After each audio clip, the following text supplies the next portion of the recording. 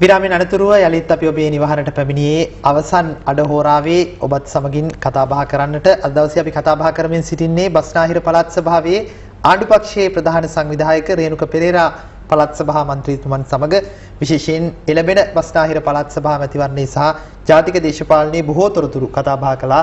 අවසන් අඩහෝරාවේ තවත් විශේෂ කරුණු කාරණා කිහිපයක් පිළිබඳව කතා බහ කරන්නට තිබෙන්නේ. මන්ත්‍රීතුමනි, ඔබතුමන්ට ආරාධනාවක් ලැබුණොත් එක්සත් ජාතික පක්ෂයේ බස්නාහිර පළාතේ ප්‍රධාන අමාත්‍ය අපේක්ෂකත්වයේ මම දේශපාලනය කරන්නේ තුෂාර, මම මුලින්ම කිව්වේ තනතුරු සඳහා නෙමෙයි. මේ රට වෙනුවෙන් මොන හරි දෙයක් කරන්න. මගේ දරුවෝ දෙන්නෙක් ඉන්නවා. දරුවෝ දෙන්නගේ අනාගතේ යහපත් වෙන්න නම් මේ රට නිවැරදි දිශාවක නිවැරදි තැනක තියෙන්න ඕන. මන්ත්‍රීතුමනි, මම ලබන තනතුරු නෙමෙයි මෙතන වැදගත් වෙන්නේ. ඔය කාරණේ පිළිබඳව වළංගුතාවයේ පිළිබඳ ප්‍රශ්නයක් තිබෙනවා. මොකද පෞද්ගලික අත්දැකීමක් මා ලැබුවා. දයාසිරි ජයසේකර මන්ත්‍රීවරයා පාර්ලිමේන්තුවේ නික්ම යනට කලින් දවසේ පෞද්ගලිකවම අපිව පාර්ලිමේන්තුවේදී මුණ ගැහිච්ච වෙලාවේ කිව්වේ මම කිසි ලෙසකින් එක්සත් ජාතික පක්ෂය හැර යන්නේ නැහැ කියලා. එහෙම කිව්ව මන්ත්‍රීවරයා පසුදින දවල් අපිට කිව්වා තව සුළු මොහොතකින් මම පාර්ලිමේන්තුවේ විශේෂ ප්‍රකාශයක් කරනවා කියලා. මහජන නියෝජිතයින්ගේ විශ්වසනීයත්වයේ පිළිබඳව බරපතල ප්‍රශ්නයක් තියෙනවා. මං හිතන්නේ එහෙම පුද්ගලයන් යම් පුද්ගලයන්ගේ එක ගති පැවතුම් තියෙන්න පුළුවන්. මගේ දේශපාලන ජීවිතය හරි දිගු ඉතිහාසයක් තියෙන එකක් තුෂාර. මං අවුරුදු 77 දේශපාලනය මං ආරම්භ කළේ දිවංගත ටී.බී. ළඟරත්න මැතිතුමාගෙන්. හොඳ දේශපාලන ගුරුවරයෙක්, සැබෑ මහත්මා දේශපාලනයේ ඒ වගේම රටට අර්ථවත් දෙයක් කරපු පුද්ගලයෙක්. ඒ නිසා එතුමා මට උගන්වපු දේවල් රාශියක් තියෙනවා. ඒ වගේම මගේ අම්මා තාත්තා මට උගන්වපු දේවල් රාශියක් තියෙනවා. ප්‍රතිපත්තිගරුකම, අවංකකම කියන දේවල් මගේ ආභරණ හැටියට තමයි මම තියාගෙන ඉන්නේ. ඉතින් ඒව කවදාවත් ගලවන්න මම සූදානම් නැහැ. ඒ නිසා අදත් මම සතුටින් කියන මම පාරේ තනියෙන් යන කෙනෙක් තුෂාර. මම කිසිම දවසක ආයුධයක් පාවිච්චි කරන්නේ නැහැ. කිසිම දවසක ආරක්ෂාවට කියලා කවුරුවත් අරගෙන නැහැ. මම තනියෙන් යන්න පුළුවන්කමක් මට මේ සමාජයේ තියෙනවා. ඉතින් ඒ නිසා අතිගරු ජනාධිපතිතුමා ගාව සාකච්ඡාවකදී වර එක අපේ මහජනයතු සියලු දෙනා මේ ආයුධ බලපත්‍ර ඉල්ලුවා. මම ආඩම්බරෙන් කියනෝනේ වෙලේ මාත් තව අපේ ගරු මන්ත්‍රීවරයෙකුත් විතරයි. අපි දෙන්නට කියන්න පුළුවන්කමක් තිබුණා ජනාධිපතිතුමාට එපා ජනාධිපතිතුමනි ආයුධ කාටවත් බලපත්‍ර අපිට නිදහසේ යන්න පුළුවන් රටක් හදලා දෙන්න කියලා. අපේ ඒ ඉල්ලීමුනේ ඒක. ඒ නිසා මේ අනික් දේවල් ඔක්කොම බාහිර දේවල්, ඒවා ඒ තරම් අපිට වැදගත් දේවල් නෙමෙයි.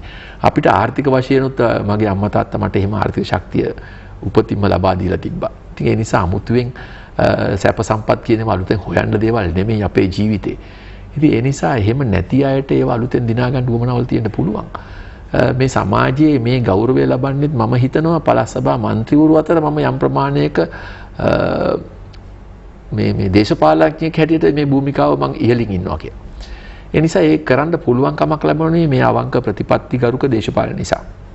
ඒ වගේම මගේ දිවංගත දේශපාලන ගුරුවරයා මගේ අම්මා තාත්තා මට දීපු මගේ පෙන්වීම තුල. ඉතින් ඒ නිසා එහෙම තනතුරු පසුපස හඹා යන්න අවශ්‍යතාවයක් නැහැ. එහෙම අවස්ථාවල් අපිට ඇවිල්ලා තියෙනවා. එක්සත් ජාතික පාලන කාලය තුල අපි එක්සත් ජාතික විරුද්ධව සටන් කරද්දී අපිට විවිධ වරප්‍රසාද වරදාන දෙන්න කතා කරලා තියෙනවා. මගේ පියාගේ ව්‍යාපාර වලට විශාල ලෙස හානි කළා. ඒ අවස්ථාවේ අපේ ව්‍යාපාර වලට සම්පත් දෙන්න විවිධ ආකාරයේ වරප්‍රසාද වරදාන දෙන්න කතා කළා. ඒත් මගේ පියා කවදාවත් ඒවට නැඹුරුන්නේ නැහැ. අපි සියලු දෙනා අපේ දරපු ප්‍රතිපත්තිය මත ස්ථාවරයක අපි හිටියා. ඒ නිසා ඒ ආව දිගු ගමන එක්ක ගත්තාම එහෙම කොයියම්ම වෙලාවකවත් තනතුරු නිසා දේශපාලන ප්‍රතිපත්ති වෙනස් කරන්නේ නැහැ. රේණුක පෙරේරා කියන චරිතයයි ශ්‍රී ලංකා මහජන පක්ෂයෙන් නික්ම යන්නේ. මම හිතන්නේ දේශපාලන වශයෙන් අපි ඉලක්ක කර ගමන මහජන පක්ෂ තුළ හිඳමින් යෑමේ පුළුවන්කමක් ඇත්තේ නැහැ වර්තමානයේ. ඒ නිසා අකමැත්තෙන් වුණත් එතනින් මට නිහඬ වෙන්න සිද්ධ වුණා. ඒ නිසා මම නිහඬ වෙලා මගේ දේශපාලන ව්‍යාපාරය අතිගරු ජනාධිපතිතුමාගේ නායකත්වයේ තුල මහින්ද චින්තන වැඩපිළිවෙල එක්සත් ජනතා සන්ධාන තුල ක්‍රියාත්මක කිරීමත් ජාතික සමගිය අපි එදා මහජන පක්ෂය තුලින් ආරම්භ කරපු ඒ ජාතික සමගිය ගොඩනැගීමත් කියන කාරණයට මුල් තැන දෙමින් ස්වාධීන ස්ථාවරයකින් දේශපාලනය කිරීමේ හැකියාව මට ලැබිලා තියෙනවා. ඉදිරි කාලයේදී බලමු දේශපාලන වශයෙන් තීන්දුව తీරන ගන්න අවශ්‍ය වෙච්ච වෙලාවක සුදුසු තීන්දුව ගැනීමේ හැකියාවක් තියෙනවා. ඒ කියන්නේ ඔබතුමා යම් දේශපාලන තීන්දුවක් තීරණයක් ගන්න අදහසකද ඉන්නේ? යම් කිසි ආකාරයක දේශපාලන තීන්දුවක් ගත යුතුයි. එහෙම හුදකලාම අපිට දේශපාලනය වෙන්න බෑ. ආසන්න වශයෙන් අපිට සමීපතම ආසන්න අපේ ප්‍රතිපත්තියට ආසන්නම තැනට අපි ගොමු වෙන්න වෙනවා. මන්ත්‍රීතුමනි ශ්‍රී ලංකා නිදහස් පක්ෂයේ දේශපාලනය ශ්‍රී ලංකා නිදහස් පක්ෂයේ ප්‍රමුඛ එක්සත් ජනතා නිදහස් සන්ධානයේ දේශපාලන ක්‍රියාවලිය ඇතුලේ විවිධ සිදුවීම් වාර්තා වුණා පහුගිය කාලේ රට පුරා. මේකත් එක්ක සමාජයේ කතා වෙච්ච ක්‍රමයක් තමයි මේ මැතිවරණ ක්‍රමය වෙනස් විය යුතුයි මනාපයට මරා ගැනීම කියන කාරණේ. ඔබතුමා පෞද්ගලිකව විශ්වාස කරන්නේ සහ ඇයි මේ මතය ආණ්ඩුව තුල ඇති කරලා මේ දේශපාලන ක්‍රම වෙනසක් කරන්න බැරි? මනාප ක්‍රමය තුල මරා ගැනීම සුළු කණ්ඩායමක් විසින් කර ගන්නා දෙයක්. අනික හැමෝම ඒ දේ තුල මරා ගන්න යන්නේ නැහැ. මං කිව්වේ ඒකයි අර තමන්ගේ ප්‍රමාණය පිළිබඳව අවබෝධයක් නැතුව දේශපාලඥයින් මේකට උත්තරට අවතීර්ණ වෙනවා මේ තරම් තදබල ප්‍රශ්න ඇති වෙන්නේ නැහැ. දේශපාලඥයින් නොවන පිරිස් විවිධ අරමුණු ඔස්සේ විවිධ බලාපොරොත්තු තුල දේශපාලන ප්‍රවේශය වීම තුල තමයි මෙවැනි තත්ත්වයන් ඇති වෙන්නේ. ඒ නිසා දේශපාලන පක්ෂවලට ඇත්තෙන්ම දේශපාලඥයෝ මේ මැතිවරණ සඳහා තරඟ කරනවා නම් ওই ප්‍රශ්නේ ඇති වෙන්නේ නැහැ. මම දකින්නේ එහෙම දේශපාලඥයෝ කටයුතු කරද්දී එහෙම දේවල් වෙලා නැහැ. අපි අතර එහෙම ඇති වෙලා නැහැ. අපි එහෙම තරඟ කරන්නේත් නැහැ. මට ලැයිස්ති පළවෙනියා වෙන්න දෙවෙනියා වෙන්න කවදාවත් ආසාවක් ඇත්තෙත් නැහැ. ඒ උවමනාවකුත් නැහැ. එහෙම විශාල මුදලක් වියදම් කරලා මේ කටයුතු කරන්න උවමනාවකුත් නැහැ. එහෙම උවමනාවක් නැහැ. මේකේ ජනතාවගේ අපි මහජනයෝතයට අපි ප්‍රතිපත්තිගරුක පුද්ගලයන්ට අපි දේශපාලන වශයෙන් යම් ක්‍රමවේදයක් අපි ජනතාවට ඉදිරිපත් කරනවා මේ කටයුතු කරන්නයි කියලා. ජනතාව කැමැත්ත දුන්නොත් මේක කරනවා නැත්නම් අපේ වැඩක් කරගන්නවා. එහෙම මේක ජීවත් වීම සඳහා කරනවා නම් අපි හොර කන්න ඕන මරා ගන්න ඕන. එහෙම එකක් නැහැ. හැබැයි මේ ඡන්ද ක්‍රමය පිළිබඳව මම පාර්ලිමේන්තු ඒරීම්කාරක සභාවටත් මම මේ සාක්ෂි ලබා දුන්නා. මම යෝජනාවලියක් පාර්ලිමේන්තු ඒරීම්කාරක සභාවට පළාත් සභා මන්ත්‍රීවරු අතරින් මම විතරයි මම හිතන්නේ ලංකාවේම එහෙම යෝජනාවලියක් ඉදිරිපත් කළේ. ඒ අනුව මාව කැඳවීම කළා මම යෝජනාවලියක් ඉදිරිපත් කළා. කාරණා දෙකක් පිළිබඳව මම ඒ යෝජනාව ඉදිරිපත් කළේ තුෂාර. එකක් දිස්ත්‍රික්කයක් හැටියට ගත්තාම මේ වපසරිය හරි විශාලයි. ඒ නිසා සේවය කිරීමේදී ලැබෙන ප්‍රතිපාදන යෙදවීමෙත් ගැටලුවක් මන්ත්‍රීවරුන්ට අපිට තියෙනවා. ඒ නිසා මම යෝජනා කළා යම්කිසි කලාප හැටියට අපේක්ෂිත තෝරන ක්‍රමයක් පළාත් සභාවක වගේ දෙයක. දිස්ත්‍රික් ක්‍රමයකට පාර්ලිමේන්තු වගේ දෙයක නියුතෙක් තෝරගත්තට කමක් නැහැ. පළාත් පාලන කොට්ටාස මට්ටමට මේ ආකාරයට ක්‍රමවේද තුනකට මේක යනවනම් මම හිතන්නේ ප්‍රදේශයේ ජීවත් වෙන ජනතාවට තමන් අපේක්ෂා කරන සංවර්ධනය කරන්න තමන්ගේ නියෝජිතයෙක් ඉන්නවා. දැන් අපි පාර්ලිමේන්තු මන්ත්‍රීවරයා දිස්ත්‍රික්කයටම තෝරන්නේ. පළාත් සභා මන්ත්‍රීවරයා දිස්ත්‍රික්කයටමයි තෝරන්නේ. හැබැයි ලැබෙන ප්‍රතිපාදන පළාත් සභා මන්ත්‍රීවරු දිස්ත්‍රික්කයකටම යොදවන්න පුළුවන් කමක් නැහැ.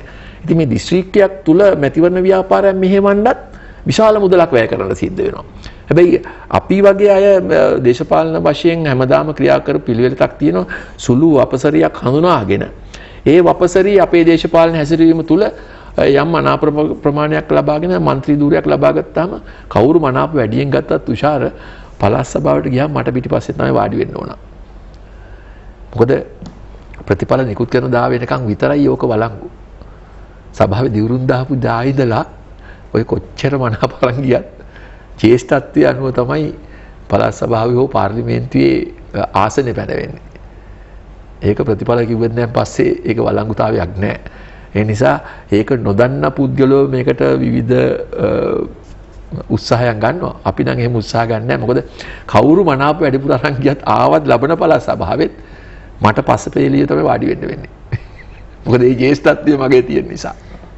මම හිතන්නේ අපි බස්නාහිර පළාත් සභාවේ ආණ්ඩු පක්ෂයේ ප්‍රධාන සංවිධායක රේණුක පෙරේරා මන්ත්‍රීතුමන් සමග බොහෝ දේශපාලනික තොරතුරු කතා බහ කළා. අපි විශ්වාස කරනවා බස්නාහිර පළාත් සභා මැතිවරණය සඳහා දින වකවානු තීරණය වීමෙන් පසුවත් යලිත් අවස්ථාවක මේ ආකාරයට මැදිරියට කැඳවාගෙන කතා බහ කරන්න ඉඩකඩ ලැබෙවි කියලා අද දවසේදී බොහෝ පිරිසක් අපිත් එක්ක දුරකථනයෙන් සම්බන්ධ වුණා. ඇතැම් පෞද්ගලික මේ ප්‍රශ්න ඉදිරිපත් කළා. අපි ඒ සඳහා ඉඩකඩක් ලබා දුන්නේ නැහැ කියාව බමනාපවන්නට එපා. එළමෙන ඉරිදාවෙත් අපි සූදානම් ඔබේ නිවහනට මෙවැනිම උණුසුම් දේශපාලන කතා බහකින් පැමිණෙන්නට ඉඩ කලින් රේණුක පෙරේරා මන්ත්‍රීතුමන්ට අවස්ථාව තිබෙනවා. විශේෂයෙන්ම යුරෝපයේ මැද පෙරදිග ඇතුළු ජීවත් වන ලොව පුරා ආදරණීය ශ්‍රී ලාංකික ප්‍රේක්ෂක හිතවතුන්ට අවසාන වශයෙන් කෙටි ආමන්ත්‍රණයක්. එහෙම ගැටලුවක් මොනවා හෝ තියෙනවා නම් අපෙන් විසඳුමක් අවශ්‍යයි කියලා අපේක්ෂා කරන කවුරුන් හෝ ඉන්නවා නම් ඍජුව මගේ පෞද්ගලික දුරකථනයට කතා කළාට කිසිම ගැටලුවක් නැහැ. 0.73යි 350යි 363 0.73යි 350යි 363 රේණුක පෙරේරා මන්ත්‍රීතුමන්ගේ දුරකථන අංකය 0.94යි 777යි 350යි 363 0.94යි 777යි 350යි 363 දුරකථන අංකයේ ඔස්සේ රේණුක පෙරේරා මන්ත්‍රීතුමන්ව සම්බන්ධ ඔවුන් ඒ හිටියත් අපිට යම් කිසි දෙයක් විසඳා දිය හැකි ප්‍රශ්නයක් තියෙනවා අපිට පුළුවන් මැදිහත් වෙලා ඒ අවශ්‍ය සහයෝගය ලබා දෙන්න. එහෙනම් අද දවසේ අපි ඔබේ නිවහනෙන් සමුගෙන යන්නට සූදානම් වෙන්නේ අපේ ආරාධනය පිළිගෙන මැදිරියට පැමිණි බස්නාහිර පළාත් සභාවේ ආණ්ඩු පක්ෂ ප්‍රධාන සංවිධායක රේණුක පෙරේරා මන්ත්‍රීතුමනි ඔබතුමන්ට බෙහෙවින්ම ස්තුතියි. අපි එළඹෙන සතියේත් මෙවැනි උණුසුම් කතා බහකින් ඔබේ නිවහනට පැමිණෙන බලාපොරොත්තු වෙන සමුගෙන යන මොහොතේ ප්‍රාර්ථනා කරන්නේ ඔබ හැමට